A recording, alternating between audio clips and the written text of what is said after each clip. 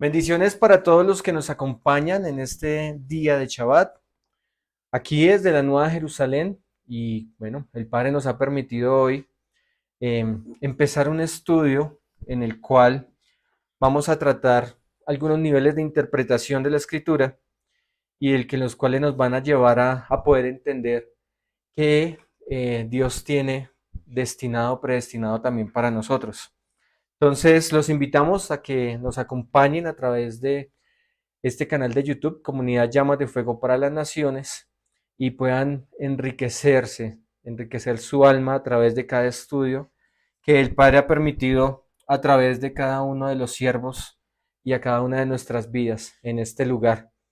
Y sabemos que estamos en unos tiempos en los cuales Dios nos está llevando o llevando a un nivel mucho más grande, un nivel de obediencia más grande también, un nivel de santidad. Nos está llevando a un nivel en el cual nosotros tenemos que escuchar y ser dirigidos verdaderamente por la voluntad de Dios y no por nuestra voluntad. Entonces, de pronto en alguna ocasión había tenido la oportunidad de dar una pequeña enseñanza de, del significado de unos reyes amorreos. ¿Alguien se acuerda? Dos reyes amorreos, Seón y Og. ¿Listo? Pues hoy lo vamos a retomar porque es necesario para ver verdaderamente a qué nos estamos enfrentando o qué es lo que está pasando o en el ser humano qué es lo que lo mueve. Porque cada rey de estos es algo que mueve espiritualmente también a cada persona. Veníamos hablando de la mente, ¿cierto? Veníamos hablando del corazón. Veníamos hablando de qué? De lo que la santidad de nuestros ojos, la de nuestros oídos, de nuestros labios, ¿sí? Y resulta que cuando el Espíritu de Dios está en medio de nosotros, Él es el que gobierna esta carne. Hablábamos algo sobre Romanos 7, ¿cierto? En un ayuno. Y Romanos 7 nos dice que Pablo estaba en una situación de una lucha. ¿Entre qué? Entre su carne y el Espíritu. Entre lo que quería la carne y lo que quería el Espíritu. Pero de nosotros depende qué es lo que gobierna mi vida. Yo puedo permitir que el Ruach HaKodesh me gobierne, o también puedo permitir que la carne me gobierne. Acá hay algo que nosotros tenemos que tener en cuenta y es de que muchas veces creemos que el Ruach HaKodesh es el que está gobernando, pero el que está gobernando en realidad es la carne. Y eso es muy sencillo de darse uno cuenta, ¿sabe? Es muy sencillo de discernir. ¿Cómo discierne uno eso? Cuando alguien está en el espíritu y cuando alguien está en la carne.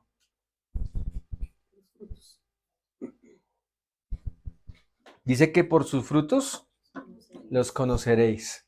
Entonces los frutos que demos cada uno de nosotros se van a ver reflejados. Y va uno a ver si está la persona andando en el espíritu de Yahweh o está andando en la carne, ¿sí? Entonces, por eso era necesario retomar otra vez esta parte para que podamos alinearnos a lo que nos va a mostrar Josué mucho más adelante, ¿sí? A lo que Josué a través del capítulo 10, que es el capítulo que vamos a estudiar el día de hoy, nos va a enseñar más adelante, porque en ese capítulo ocurrieron unas cosas que son sobrenaturales y que no podemos hacer caso omiso de esas cosas sobrenaturales que estaban pasando en ese momento. Vamos a ver algunos registros arqueológicos. Vamos a ver una parte ahorita en la mañana y la otra parte en la tarde. Entonces, vamos a ver algunos registros de ese preciso momento, porque uno dice, pero es que nadie más en el mundo existía cuando pasó eso. No, sí, sí habían más. Sí habían más personas. Sí habían más seres humanos alrededor del mundo. Y muchos registraron ese acontecimiento. ¿Qué acontecimiento me estoy refiriendo? ¿Señora? Cuando dijo, Josué le oró a Dios y le dijo, sol detente, luna detente. Y Yahweh detuvo el sol y detuvo la luna. Entonces son acontecimientos que uno dice, uy, pero eso pasó verdaderamente. Sí, es algo literalmente que pasó. Pero vamos a poder entender espiritualmente y por qué pasó eso. ¿Listo? Porque la misma palabra, como veníamos entendido, también tiene textos entre líneas. ¿Entre líneas qué es? Están ocultos, no están en la escritura, pero los podemos tomar de otros lugares, de otros textos que van acompañados y nos muestran un poco más el panorama de lo que pasó, pero pasó. ¿Listo? Entonces, vamos a empezar porque es que hablamos de 7 reyes amorreos, ¿cierto? Hay 7 reyes amorreos. Vamos a empezar hablando por los dos principales antes de entrar en el contexto de Josué. Bueno, entonces, vamos a Devarim de Deuteronomio 31, 4, 6, que nos dice: Y hará Yahweh con ellos como hizo con Sejón y con Og, reyes de los amorreos, y con su tierra a quienes destruyó. Y los entregará Yahweh delante de vosotros, y haréis con ellos conforme a todo lo que os he mandado.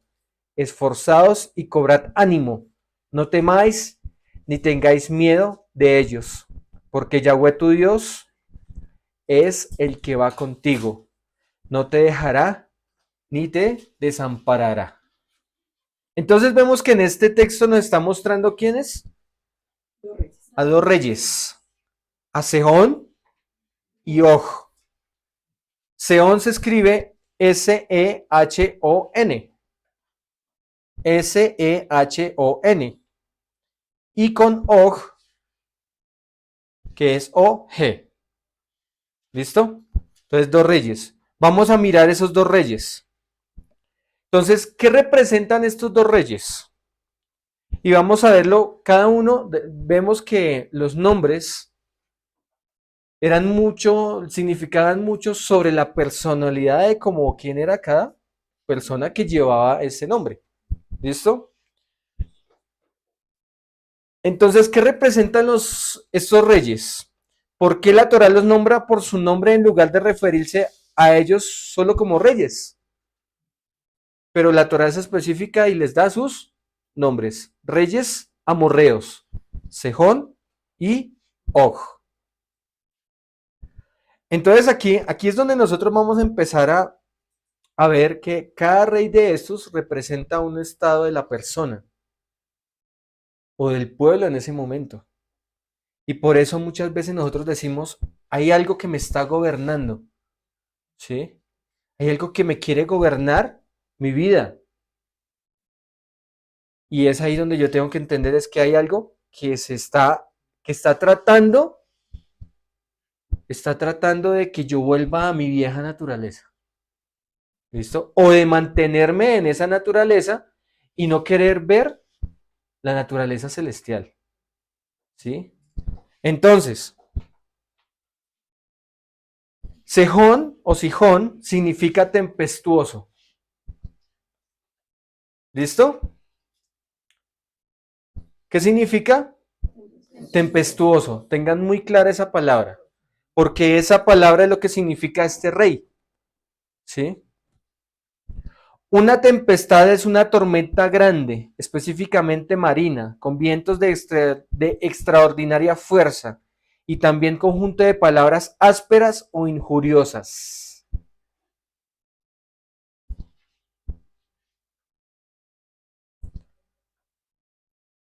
Conjunto de palabras ásperas o injuriosas. Eso significa esa palabra tempestad. Además de agitación de los ánimos.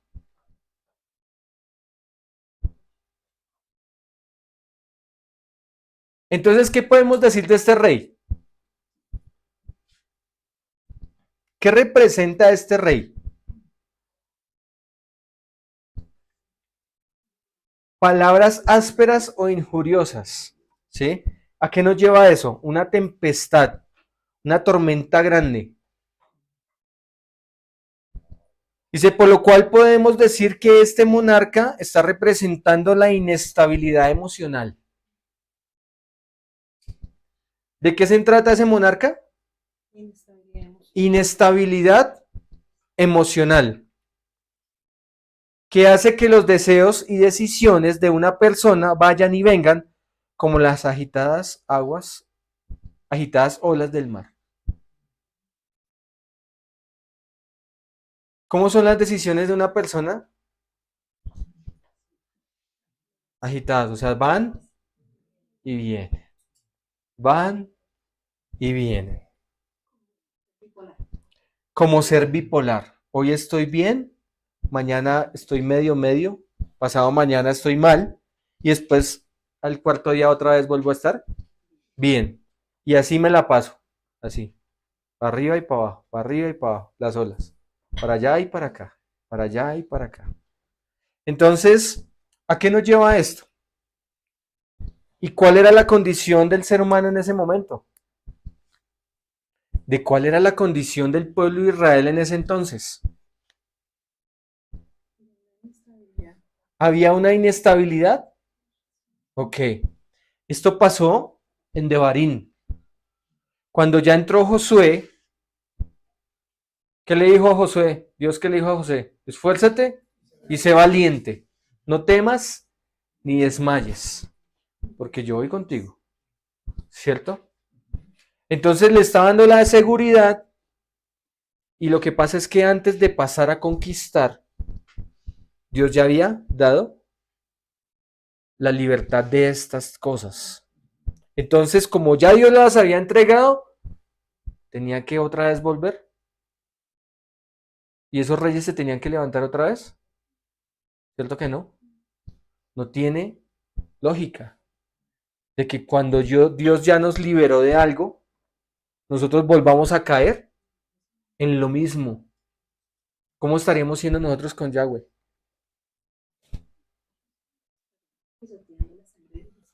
Ok. Mire, y aquí hay un punto muy especial. Vamos a ir a Santiago. Vamos a ir a Jacob 5, 1, 5, 8. Si alguno de vosotros tiene falta de sabiduría, ¿de Jogma o de Biná? ¿Y qué era la Biná? ¿Qué nos enseñaban sobre la Biná?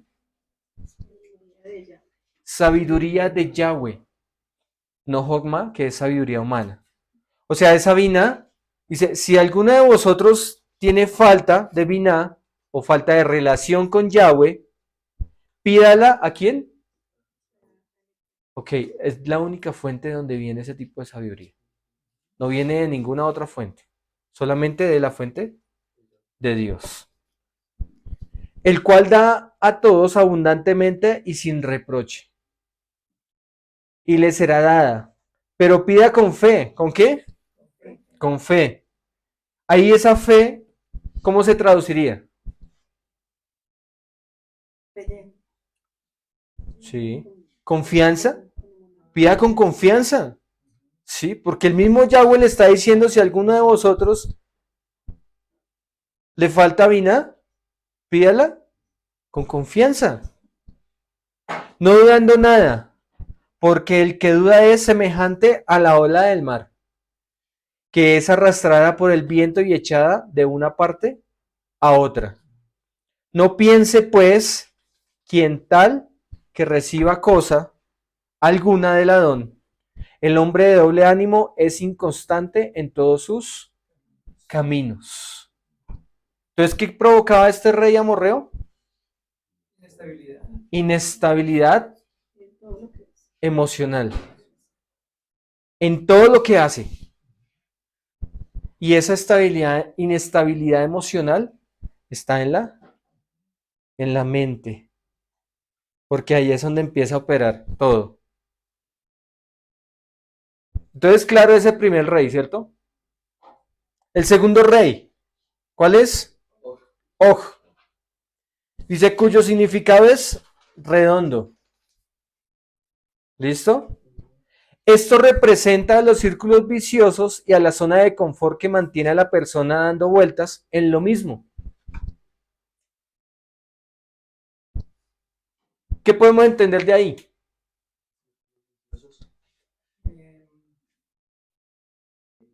Confort, apatía,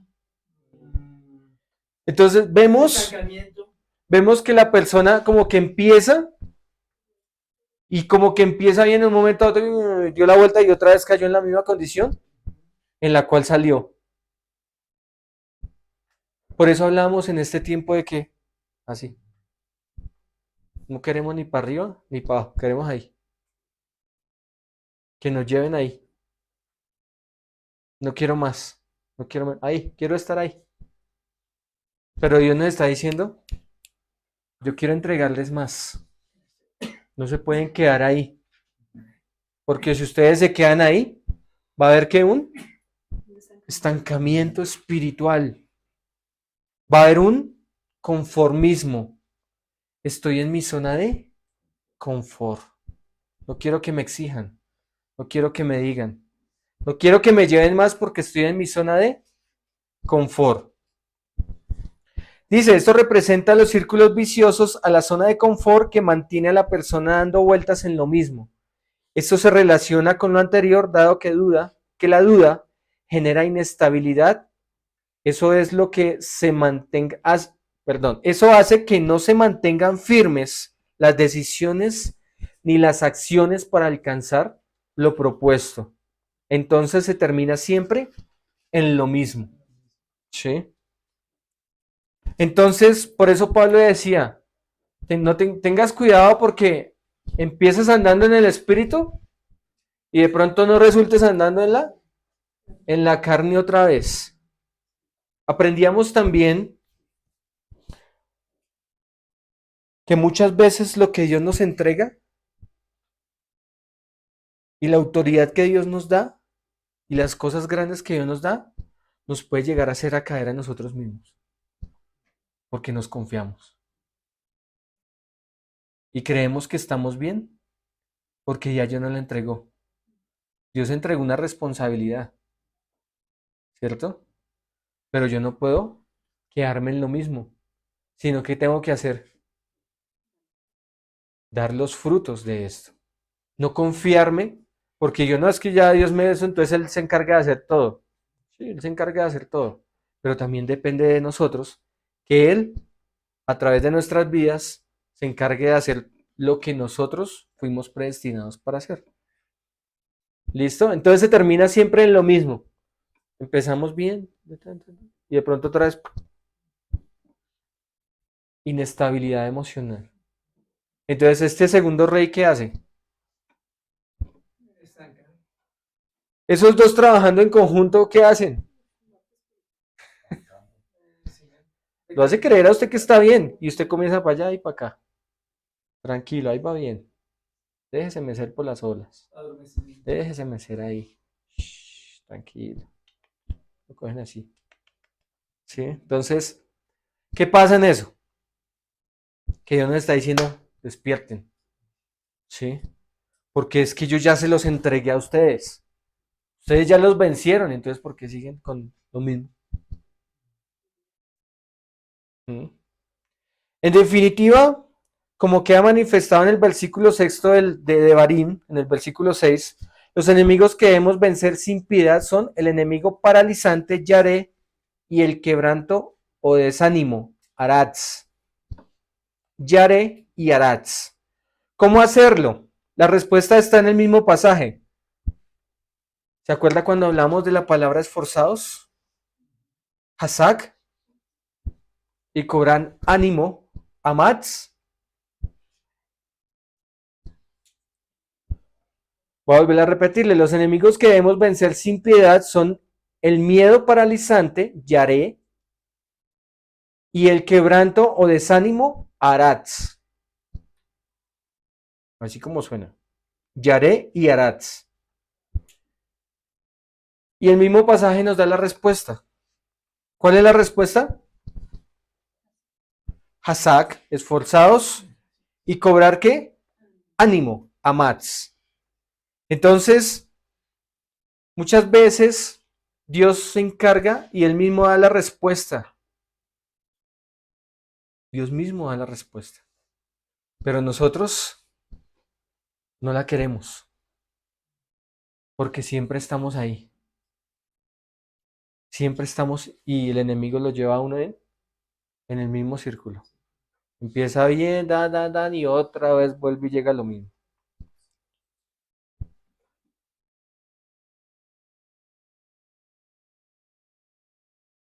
Vamos a seguir. Dice que esta palabra hazak es un verbo aplicado o es una expresión que muchos estudiosos de la Torá, doctos de la Torá, la ponen al final de cada estudio. ¿Por qué creen que la ponen al final de cada estudio? Y ellos ponen sé fuerte y nos fortaleceremos. Hazak, hazak, benik, hesek. Entonces, ¿por qué? Porque es que cuando nosotros damos o nos paramos acá y les damos un estudio como el que estamos viendo en el día de hoy, al final nos lleva a nosotros a tomar una acción y una determinación que lleva de un esfuerzo. Y te sé fuerte y esforcémonos. O sea, me fortalezco yo y fortalezco a los demás. Pero si yo no me fortalezco, ¿cómo voy a fortalecer a los demás? Ah, sí, muy bonito el estudio. Sí, uy, no, tremendo ese oji y ese sijón. Y hay que hacer un esfuerzo de nosotros. Tiene que haber un resultado de cada enseñanza, de cada cosa que el Padre nos muestra, debe haber un fruto, exacto. Y si no está ese fruto, entonces ¿yo qué estoy haciendo aquí? Estoy en un círculo. Shabbat, domingo, lunes, martes, miércoles, jueves, viernes. Shabbat, domingo, lunes, martes. Y estoy en un círculo. Y no me estoy dando de cuenta. Porque me acostumbré al día de reposo. Ah, sí. Entonces salgo del Shabbat, me pongo a hacer mis cosas, hago toda la semana mis cosas y otra vez vuelvo al Shabbat. ¿Es un círculo? Sí. Pero cuando yo ando en la carne, ese círculo me convierte en un religioso. Pero yo cuando ando en el espíritu, lo que yo aprendí del Shabbat, lo que yo les enseñaba, lo que yo aprendo en el Shabbat, lo ejecuto durante esa semana para volver al siguiente Shabbat y recibir de nuevo otra vez la instrucción de lo que Dios, pero ya corrigiendo lo que Dios ya me había dicho que lo tenía que corregir. O si no, entonces, ¿cómo voy a seguir? ¿En lo mismo? ¿Círculo? ¿Sí? ¿Religioso? ¿Qué diferencias tiene las religiones? Nada, ¿cierto? Es como si estuviera usted en misa hoy acá. Nada más, no pasó nada. Dice, entendiendo esta interesante frase, tiene que ver con la retroalimentación entre lo individual y lo colectivo. En lo individual, hasta a lo que yo les decía, que yo me esfuerzo y esforcémonos. O sea, me lleno yo y nos llenamos todos. Y los transmito a todos. Porque si yo voy a solamente, ni sí, fortalezcámonos. No, acá nos fortalecemos nosotros primero para fortalecernos todos. ¿Mm? ¿Cuántos líderes hay acá? Cabezas de ministerio. Levanten la mano. ¿Esperan que los fortalezcan? Sí. Nosotros, la obligación de nosotros es fortalecerlos. Ustedes se fortalecen y fortalecen a sus ministerios. ¿Mm? Porque no, ay, esperemos que estemos todos para fortalecernos todos y ahí miramos a ver cómo nos fortalecemos. No. Pero también los sabios judíos han tomado esta frase para alentar al estudio de la instrucción. Es porque evidentemente entienden que el esfuerzo del que nos habla de Barín para vencer a los enemigos tiene que ver con el estudio también de las escrituras. Ese es un pensamiento judío. Si nosotros lo pasamos para nosotros, es mantener la palabra siempre en mi mente. O sea, mantener mi mente ocupada, ¿en qué? En la Torá, en los asuntos de Dios. Pero solamente nosotros la mantenemos ocupada el día de Shabbat. Bueno, y en ayuno. Bueno, y de vez en cuando por ahí cuando escucho una enseñanza, entre semana. Y estoy haciendo esto, andando en un círculo. Ahora bien, nosotros entendemos que esto no debe ser un solo nivel intelectual, sino llevado al corazón primeramente por medio de la apertura de las obras del Espíritu Santo, quien viene solo por la fe en Yeshua, nuestro Mesías. ¿Me ayudan con Gálatas 3, 2, 5, por favor? Gálatas 3, 2, 5.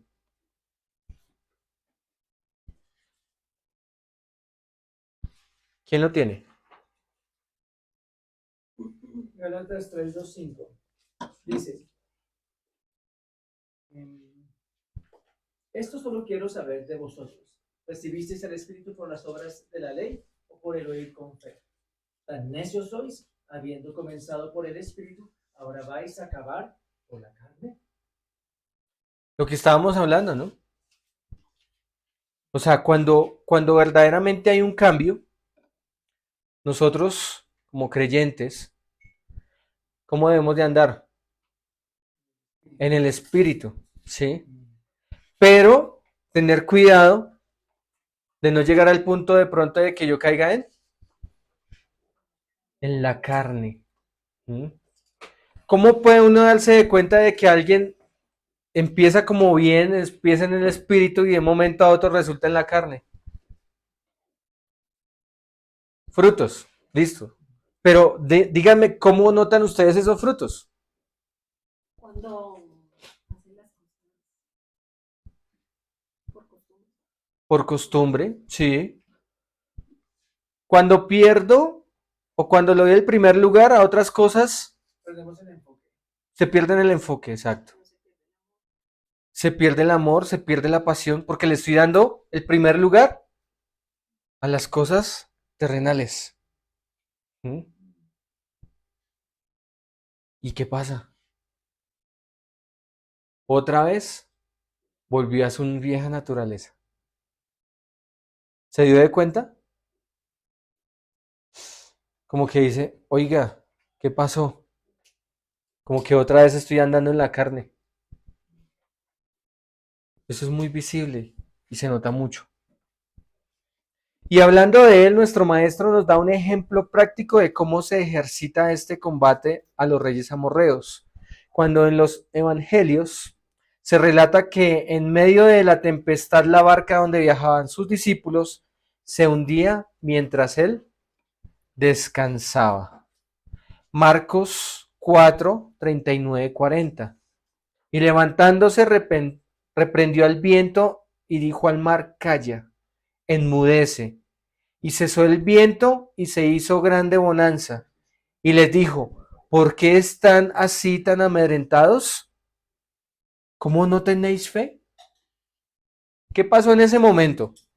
Vemos que espiritualmente estaba sucediendo algo muy fuerte.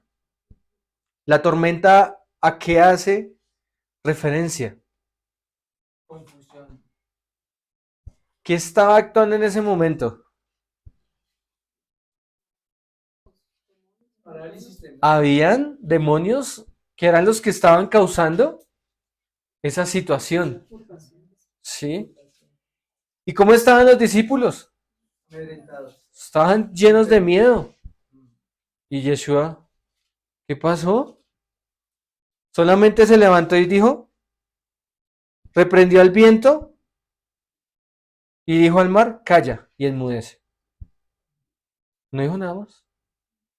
Y dice, y cesó el viento y se hizo grande bonanza. Y les dijo, ¿por qué estáis así amedrentados? Y estaban con el mismo Yeshua ahí. Y estaban amedrentados. ¿Cómo no tenéis fe?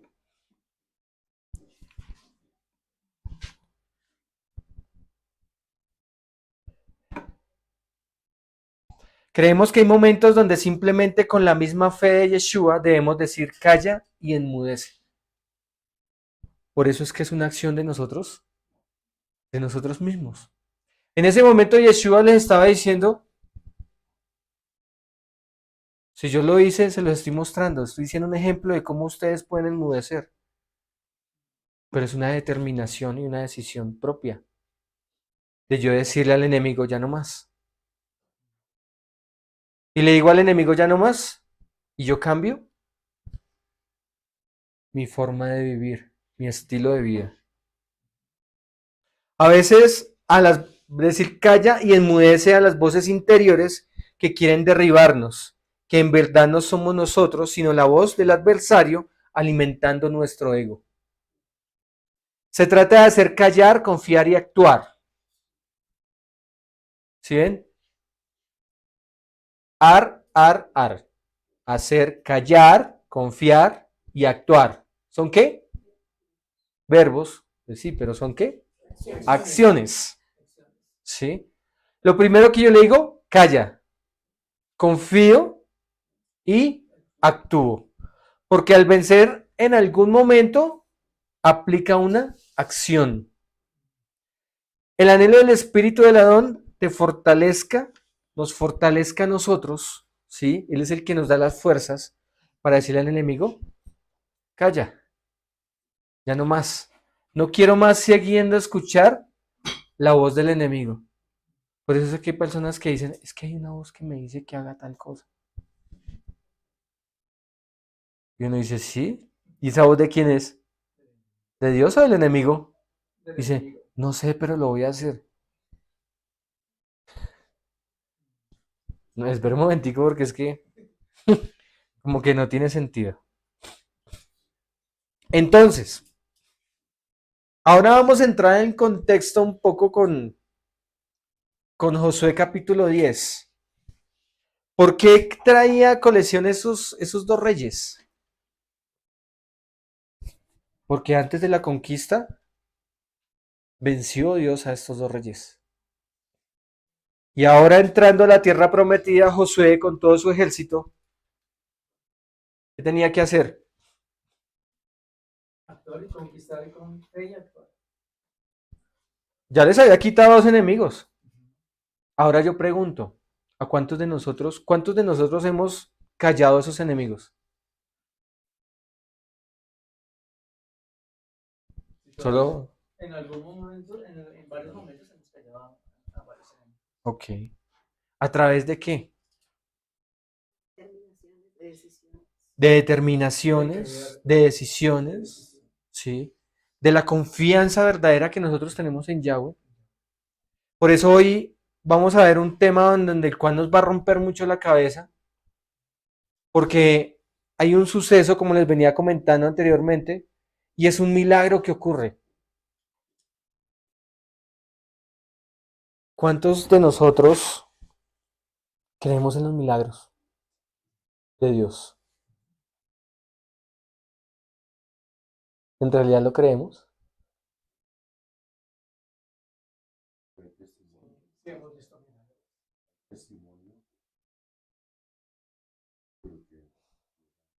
Ok, listo. Entonces, vamos a ver, y para empezar ahora sí en el contexto de esta enseñanza, vamos a ver algunos aspectos. La enseñanza se va a llamar Una vez empieces no te detengas. Los milagros de Yahweh. ¿Usted no les ha pasado? A mí sí, me pasó. Que muchas veces uno le quiere dar la salida a la forma de uno, a las situaciones. ¿No les ha pasado? Y Dios, queriendo Él mismo traer un milagro. Y usted quede quieto que yo me encargo. Y nos convertimos en nosotros necios, llenos de jogma, queriendo tratar de solucionar nosotros a nuestro propio parecer. Y en ese momento Josué, ¿qué hizo? ¿Qué hizo Josué? Vamos a confiar, Dios. Sol detente, luna detente. En ese momento hubo un milagro. Y ahorita lo vamos a ver. Entonces, para entrar en contexto en este capítulo 10, porque es que aquí iniciando el capítulo 10 también nos muestra una serie de reyes. Por eso hoy les dije que íbamos a tratar o a ver, basado en la exégesis, en la hermenéutica y en los dos niveles de interpretación, en los dos primeros niveles de interpretación de la escritura, desde el Pardes. ¿Cuáles son los dos primeros niveles? Peshat. ¿Y cuál? Remesh. El Resh no. Entonces, ¿cómo se llama la enseñanza?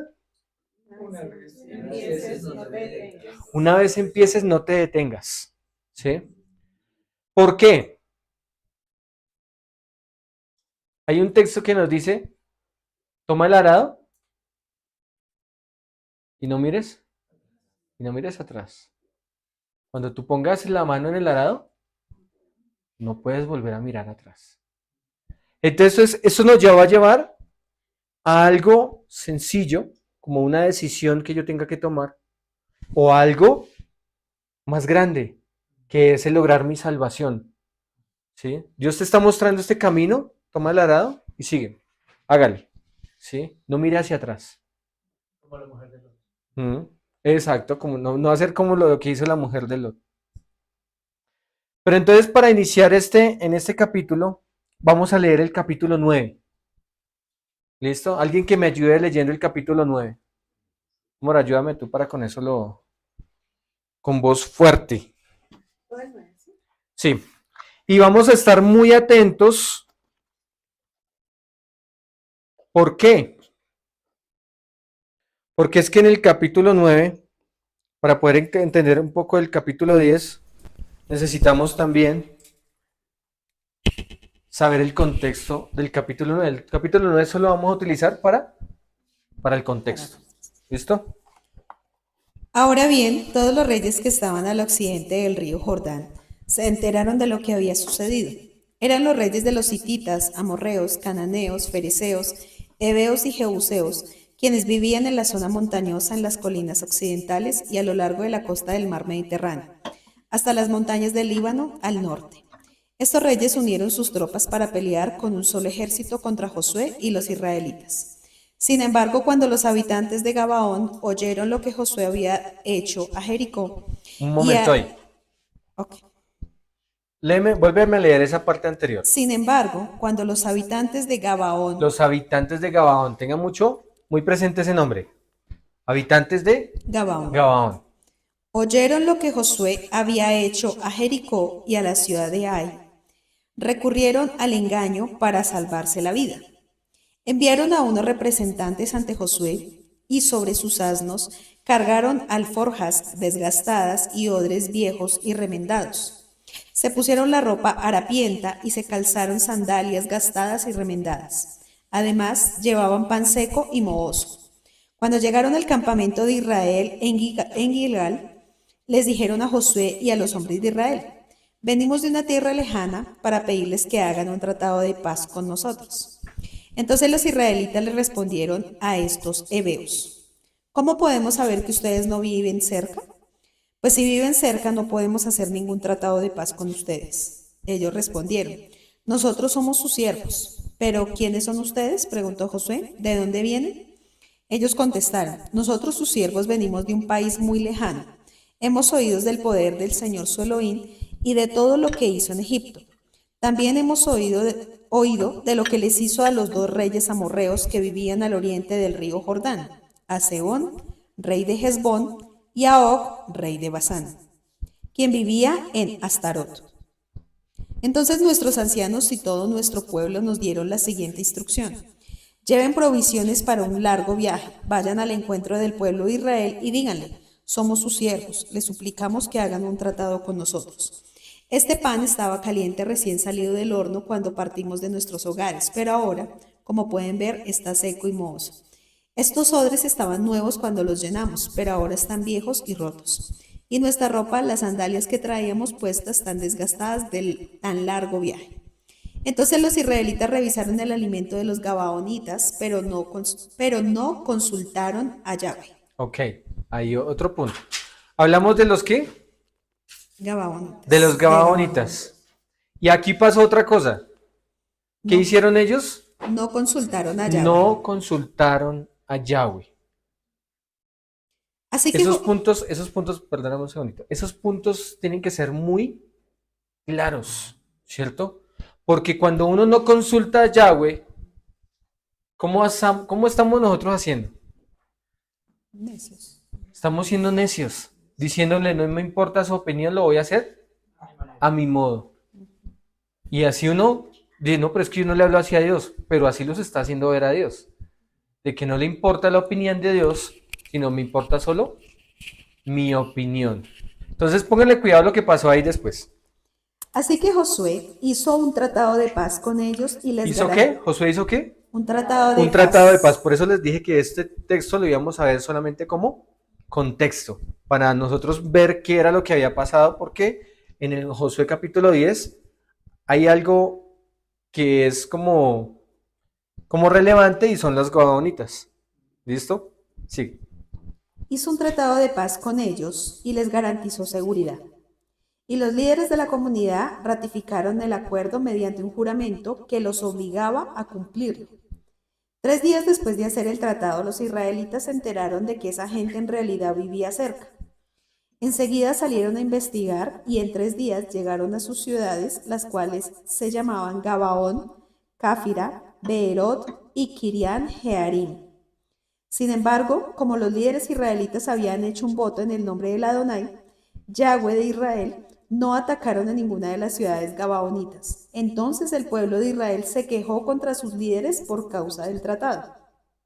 Pero los líderes respondieron, dado que hicimos un juramento en presencia de Yahweh, Dios de Israel, no podemos tocarlos.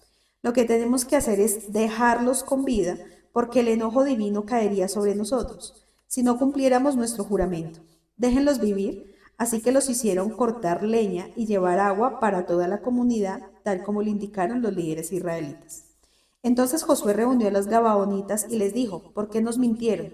¿Por qué dijeron que vivían en una tierra lejana si en realidad viven aquí mismo entre nosotros? Malditos sean. De ahora en adelante siempre serán siervos encargados de cortar madera y de llevar agua para la casa de mi Elohim. Entonces le respondieron, lo hicimos porque a nosotros, sus siervos, se nos dijo con claridad que el Adonai su Elohim le ordenó a Moisés, siervo de Yahweh, que les entregara toda esta tierra y que destruyeran a todos sus habitantes. Así que temimos profundamente por nuestra vida a causa de ustedes, porque por eso hicimos lo que hicimos. Ahora estamos a merced de ustedes, hagan con nosotros lo que mejor les parezca. Así que Josué no permitió que el pueblo de Israel matara a los gabaonitas, pero desde ese día los hizo cortar la leña y llevar el agua para la comunidad de Israel y el altar de Yahweh, donde fuere que el Señor eligiera construirlo. Y a eso se dedican hasta el día de hoy. Ok. ¿Qué pasó?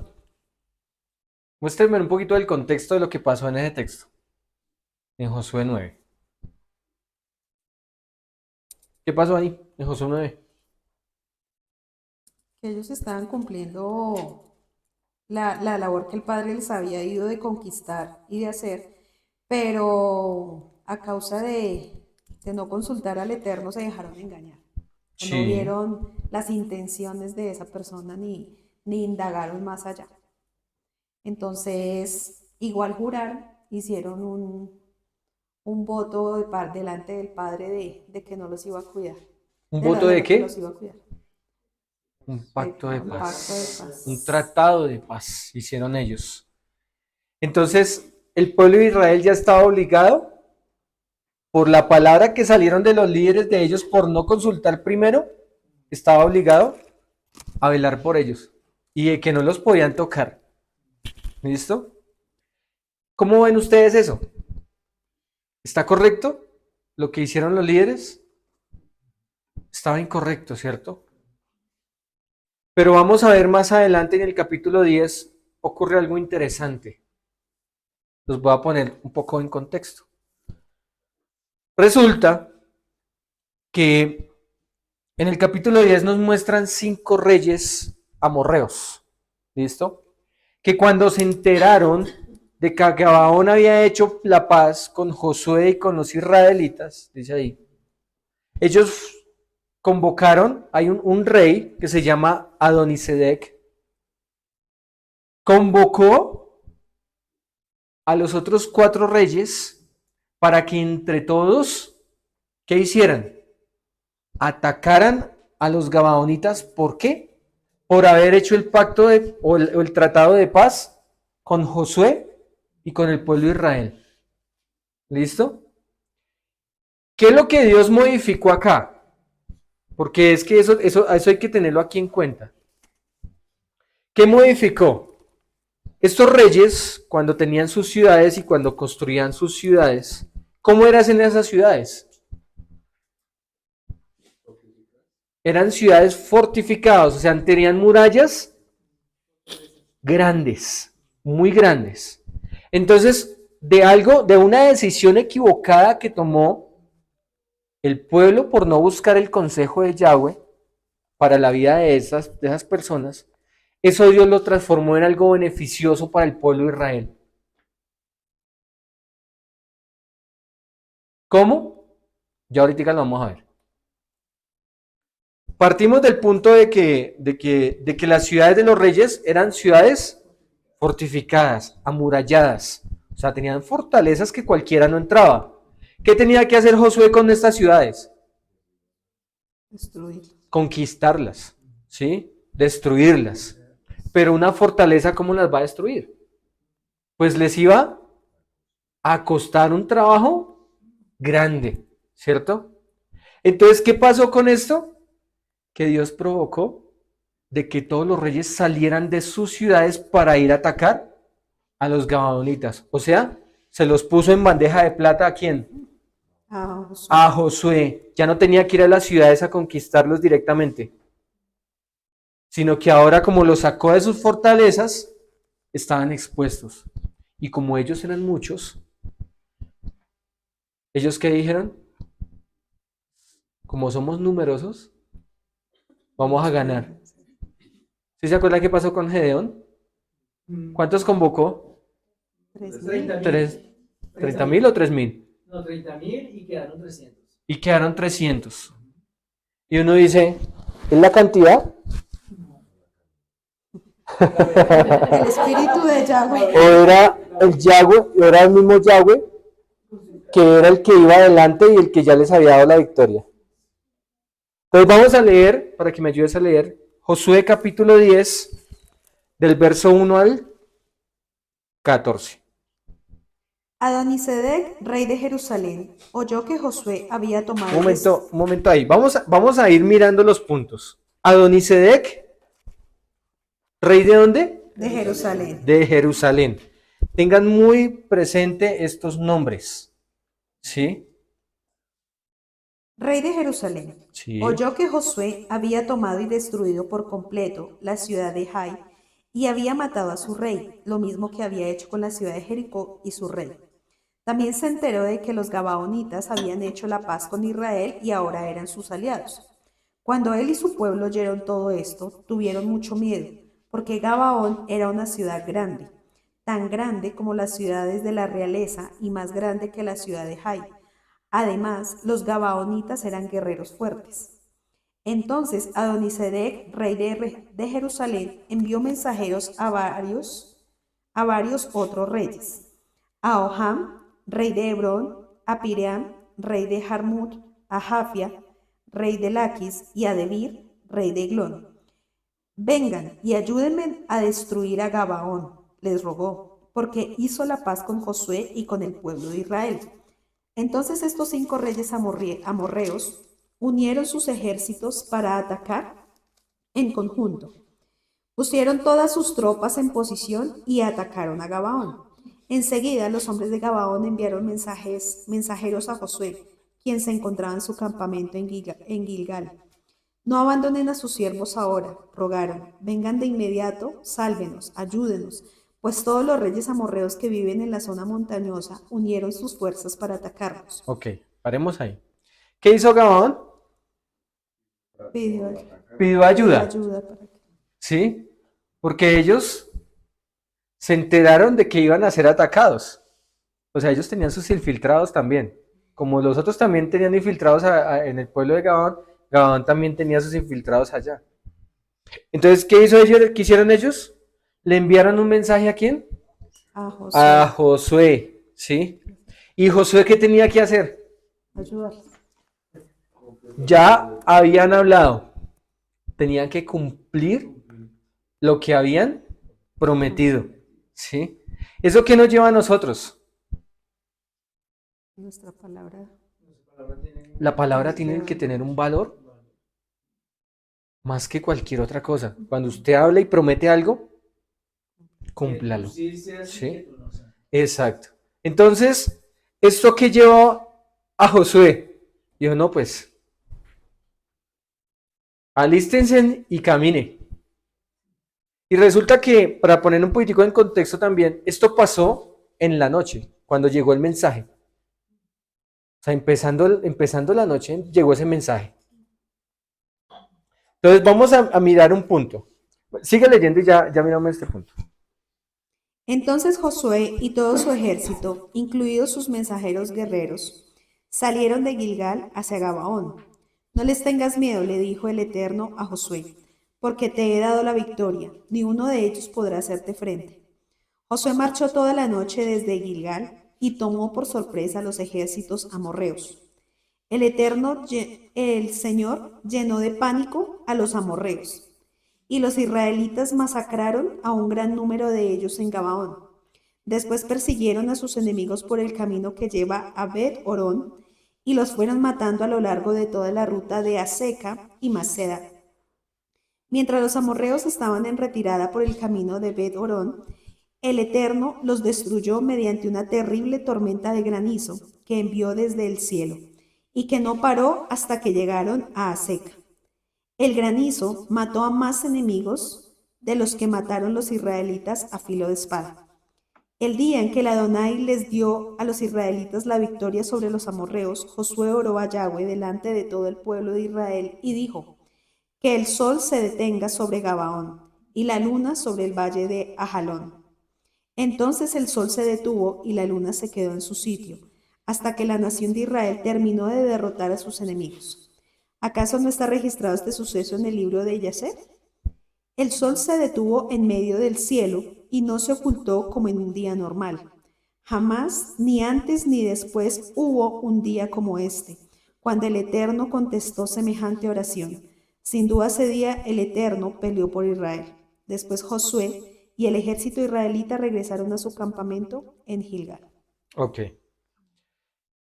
Podemos ver de que a Josué le tocó coger, dice, y toda la noche, hasta llegar al punto donde ellos estaban y ir a atacarlos.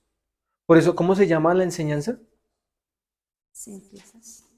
De esas, no, Una vez empieces, no te detengas. ¿Listo? Mire el esfuerzo que tuvieron que hacer todos estos soldados, este ejército. Salir, caminar toda la noche y cuando se encontraron, ¿qué hubo? Una guerra, una batalla, ¿sí? Y esa batalla, ¿por qué Josué le dijo, o por qué Josué le hizo esa oración a Dios? Que el sol se detuviera y que la luna se detuviera. tenía que terminar la batalla. Porque tenía que terminar la batalla ese día o ese día. ¿Sí? Y resulta que por eso es que es registrado que no hay día como ese, o no hubo jamás un día como ese. Es como si el día hubiera durado las 24 horas de día. ¿Sí? Por eso le dijo a la luna detente y al sol detente. Entonces, si el sol se detuvo y la luna se detuvo y la luna se detuvo, el tiempo fue más prolongado. ¿Sí? Por eso no sé si ustedes han escuchado alguna vez, y este día sí se ha hecho largo. ¿Sí? Pues en ese momento también pasó eso, pero literalmente. Hubo un milagro, un gran milagro. Pero eso lo vamos a tratar más adelante, en la tarde. Entonces, ya vimos el contexto del anterior, de Josué 9, vimos el contexto de Josué 10, del 1 al 14. Vemos que Josué se comprometió y tenía que cumplir con lo que se había comprometido. La palabra de Josué valía más que cualquier otra cosa. Porque si Josué no cumplía, ¿qué traía él para el pueblo? Maldición, juicio y maldición para su pueblo. Entonces decía, no, toca ir a ayudarlos, ¿sí? O vamos a ir a ayudarlos. Miren el punto 8, en el verso 8 en esta versión lo que dice. Yahweh dijo a Yahoshua, a Josué, no tengas temor de ellos, porque yo te los he entregado. Ni uno de sus hombres prevalecerá contra ti. ¿Qué hubo ahí?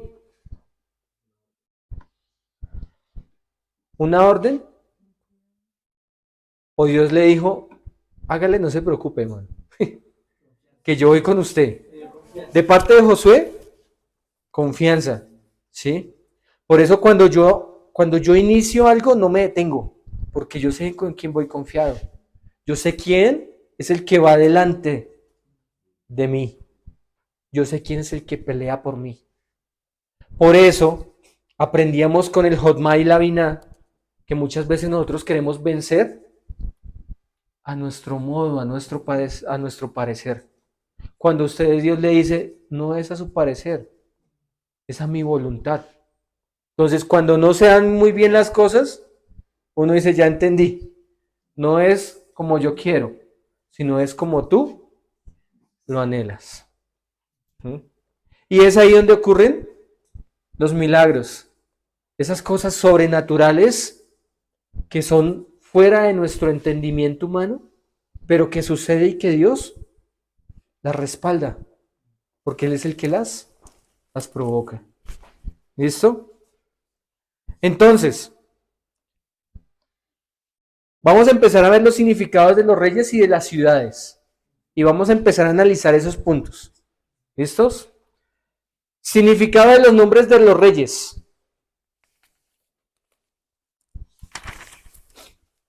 ¿Ustedes sí sabían que este capítulo tiene una profecía de los tiempos finales? ¿Cómo lo podemos relacionar con lo que acabamos de leer? Pues eso es para el otro estudio.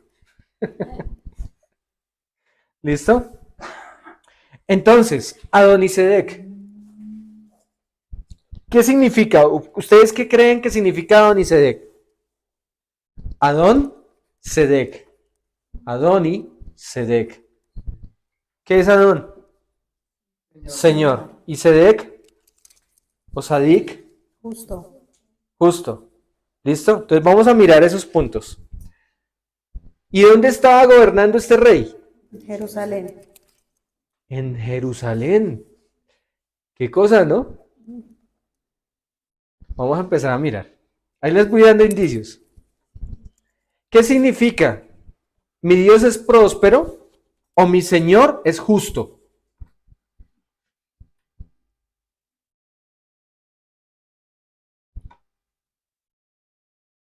¿Pero era un rey de dónde? Amorreo.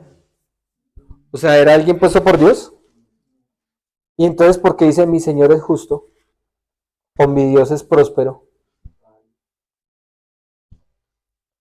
Evidentemente era un Dios, ¿qué? O un rey pagano. Por lo que ese Dios o Señor no se refiere al Dios creador. Hace referencia al Mashiach. ¿Quién se va a poner en Jerusalén más adelante?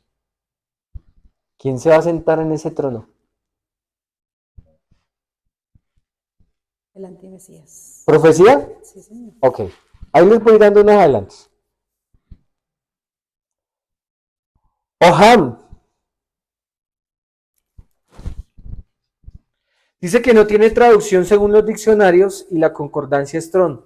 Pero al verlo, por las letras que lleva, que es la Bab, puede ser derivada de la Yod, lo que deja ver una relación con el verbo ser. Hayah, que podría decirse el que es. ¿Listo? El que es. Vayan mirando el orden de estos reyes. ¿Listo? Apúntelos en el orden que les voy diciendo, porque ahorita se va a hacer un ejercicio. ¿Cuál es el otro? Piriam. Significa literalmente burro salvaje.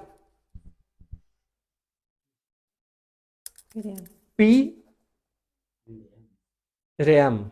Piream. Burro salvaje. Alguien tosudo.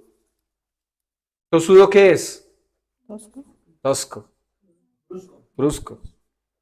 Y además indomable. Incapaz de aprender o de aceptar órdenes.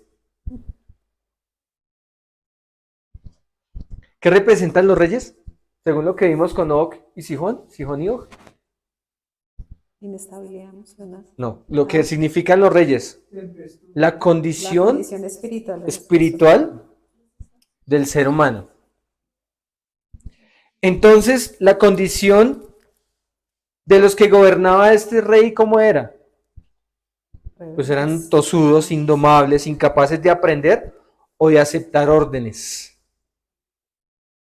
Eso es para ir mirando. Jafía. Y esto ya lo habíamos visto en algún momento, en algún estudio que el padre me permitía dar. Jafía significa literalmente deslumbrante. ¿Sí se acuerdan? O brillante.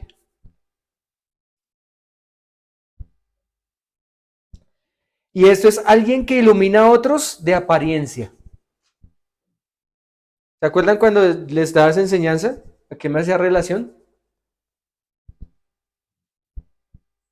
¿Y qué hace relación ese brillo? ¿Por qué tan brillante? Y uno dice, uy, esa persona se sube allá en ese altar y brilla. Póngale una luz de frente a usted a ver qué ve.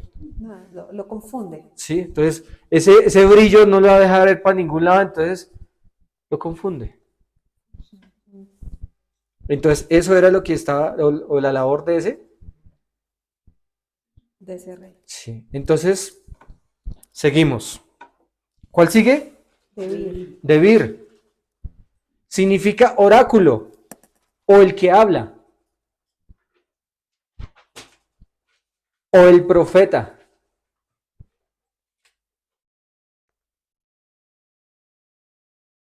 Entendemos igualmente que sería el profeta de un dios pagano. ¿Listo? Ya vimos los nombres y lo que significa cada uno de ellos. Ahora vamos a ver las ciudades. Primer rey, ¿cuál era? Adonisedec. ¿Y a dónde gobernaba? En Jerusalén. ¿Qué significa Jerusalén? Sí,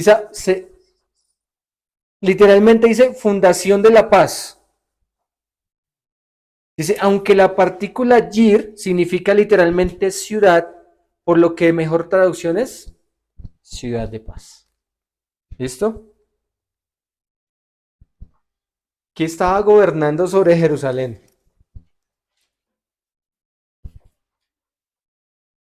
Una falsa ¿Un falso? paz, sí. Paz y seguridad. Vamos a seguir. Hebrón.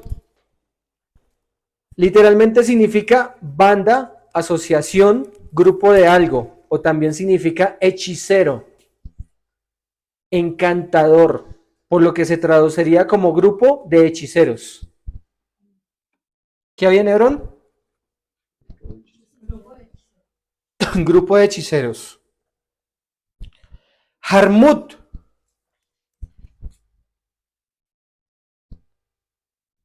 Significa literalmente alturas.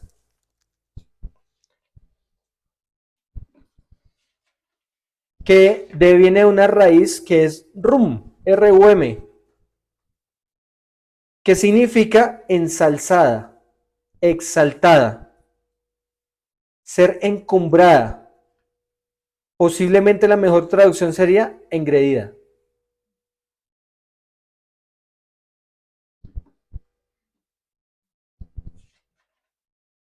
Laquis. No hay como una traducción como exacta, pero hay muchos que la atribuyen a invencible. ¿Listo? Eglón. Literalmente como un becerro. El nombre de la ciudad más apropiado sería Becerra. Entonces, analizando esto, la traducción de este texto sería: por lo cual mi Dios es próspero, rey de paz, envió al que es rey de grupo de hechiceros, a burro salvaje, rey de Egreida, y a deslumbrante, rey de invencible, y al profeta, rey de Becerra, diciendo. Si nosotros tomamos ese texto y metemos cada uno de los significados de cada uno, esa es la traducción de ese texto, ¿sí? Entonces, ¿eso a qué nos lleva? 5 reyes, 5 ciudades. Esto distribuido en un orden nos muestra un patrón interesante que se utiliza mucho en el hebreo. ¿Cómo hacemos? Cogemos el primero con el último. Entonces, primero, mi Dios es próspero, rey de paz. Segundo, el que es rey del grupo de hechiceros. Tercero, burro salvaje, rey de engreída. 4, deslumbrante, rey de invencible. Y quinto, profeta, rey de Becerra. Es una estructura típica de la literatura hebrea donde los extremos coinciden y el centro muestra el motivo. ¿Listo? Las ciudades 1 y 5. ¿Cuáles son? Jerusalén y Eglón. ¿Y qué? Eglón. Eglón. Entonces, ¿qué nos quiere decir eso? Así como sus reyes reflejan un motivo religioso, Dios y profeta. ¿Qué significa Eglón? Como un becerro. Pero también tiene otro significado. ¿Cuál era? El profeta. No les olvide esos puntos. El rey. ¿Listo? Entonces, el 1 y el 5, Dios y profeta. Con sus miedos, la paz y el becerro para los sacrificios de paz. ¿Listo? Las ciudades 2 y 4 muestran los motivos. El que es deslumbrante e invencible con hechicería, la raíz del poder de sus dioses paganos. O sea, tenía un dios, un profeta, y tenía después ¿qué? Hechiceros que deslumbraban. ¿Qué hacían deslumbrar? ¿O por qué hacían deslumbrar? ¿Ustedes se acuerdan de estos dos hechiceros que se enfrentaron o que eran ayudantes del faraón? Ah, sí. Janes y Jambres. ¿Qué hicieron? Magia. Magia, hechicería y como, deslumbraron. Si Dios lo puede hacer, pues ellos también lo pueden hacer. Entonces, ¿qué hacían? Deslumbraban. La ciudad 3 y su rey señalan el carácter de la que impulsa toda la maniobra y el poder que Dios no tiene más remedio que finalmente actuar, como se describe en el resto del capítulo 10 de Josué, incluso teniendo que llevar a cabo un milagro tan grande como de detener el sol, la tierra en concreto, durante casi un día completo. Todos ellos son como un burro salvaje engreídos, tosudos, no capaces de reconocer una orden. Al contrario, se oponen tenaz y permanentemente a todo lo impuesto desde el exterior. ¿El 3 qué significa? burro salvaje y tosco, que no obedece Las órdenes. ningún tipo de orden. ¿Sí? Que son como engreídos, tosudos, y todos iban en contra de ¿quién? Ella. De Yahweh. Pero si lo pasamos eso para la condición espiritual de este mundo, ¿cómo la podemos ver? ¿Quién está ahorita? ¿Quién es la religión? ¿Sí? Sistema religioso, hay supuestamente un Dios, ellos creen supuestamente en un Dios, y también tienen su profeta. Entonces, el 1 y el 3. ¿Listo? ¿Y qué pasa con ellos para deslumbrar? ¿Cómo deslumbran? Con hechicería, Con falsos ¿sí? milagros. Con falsos milagros. ¿Porque no les gusta qué? Sujetarse a Aceptar. Dios. No les gusta sujetarse a Dios. Eso es lo que está causando la religión en medio de este mundo. Y se dejan deslumbrar por la religión y no reconocen al verdadero Rey de Reyes. ¿Sí? Y eso hace que todos estén distraídos y que no puedan ver más allá de las narices. Entonces, estos pueblos eran paganos, altivos, engreídos, entregados a la magia, a la hechicería, orgullosos, y en el fondo de todo estaba el carácter indomable que imposibilitó que Dios pudiese obrar para que cambiase de actitud. Y aquí va el punto tremendo. Hay personas, hay seres humanos que están deslumbrados por eso. Y que nosotros queremos hacerlos cambiar a nuestro modo. Cuando Dios dice, no hay modo de cambiarlos porque ellos siguen en su necedad. ¿Sí? Entonces, dice que imposibilitó a Dios o que Dios pudiera obrar y cambiar y que ellos cambiasen de actitud. Ellos mismos o los mismos seres humanos son los que ponen las barreras y las fortalezas de todo ese carácter de todos esos reyes, porque se dejan deslumbrar por otras cosas y no permiten de que Dios actúe sobre sus vidas. ¿Y qué dice el mismo Eterno? No hay nada que hacer. No quisieron. Entonces serán destruidos. Y eso lo vamos a ver en la otra enseñanza, porque eso lleva a otra profundidad. Bien le dijo Dios a Abraham, y en la cuarta generación volverán acá, porque aún no ha llegado a su colmo la maldad del amorreo hasta aquí. Génesis 15:16.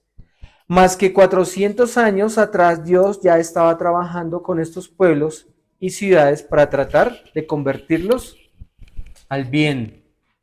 Pero no ¿qué? No quisieron. Y cuando alguien no quiere, yo no me puedo meter ahí porque si no quiere, el mismo Dios no puede obrar como yo sí voy a obrar. No quieren hacerlo, no quieren nada con Dios. Hay muchas personas que no quieren nada con Dios. Y nosotros seguimos y seguimos. ¿Por qué no simplemente le decimos a Dios, haz tu voluntad?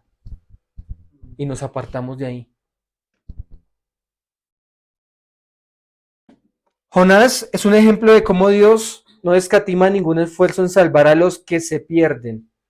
Nínive se arrepintió y no fue destruida. Sin embargo, en Josué 10:3, un texto que se pasa por desapercibido, leyéndolo y entendiéndolo como lo haría un contemporáneo, nos muestra de que Dios tuvo no 40 días con Nínive, sino 400 años de paciencia. Y un nombre de los reyes y el nombre de los reyes y sus ciudades que reflejan el carácter de las personas continúa demostrando la obstinación a ningún cambio ni arrepentimiento. ¿Les dio tiempo? Dios, el tiempo necesario, ¿cierto? ¿Lo aprovecharon? Y entonces,